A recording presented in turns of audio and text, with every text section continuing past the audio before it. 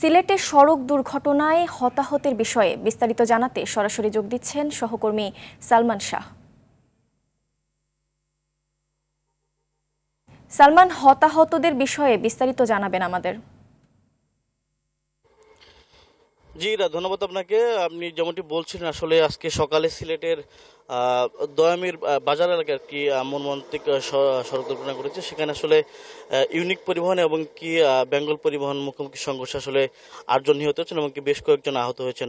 আমরা এখন পর্যন্ত যেটি যেটি জানতে পেরেছি যে সকাল 7:30টার দিকে আসলে সিলেটের যে উসমানীনগর যে দয়ামির বাজার এলাকা রয়েছে, সেখানে আসলে ঢাকা সিলেট মহাসড়কের দয়ামির বাজার এলাকায় দুটি যাত্রীবাহী বাসের মুখোমুখি সংঘর্ষে 8 জন নিহত হয়।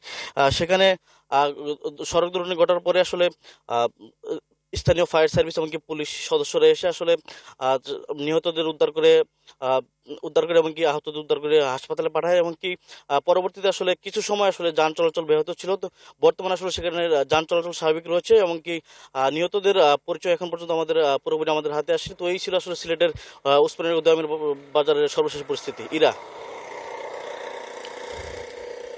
ধন্যবাদ আপনাকে।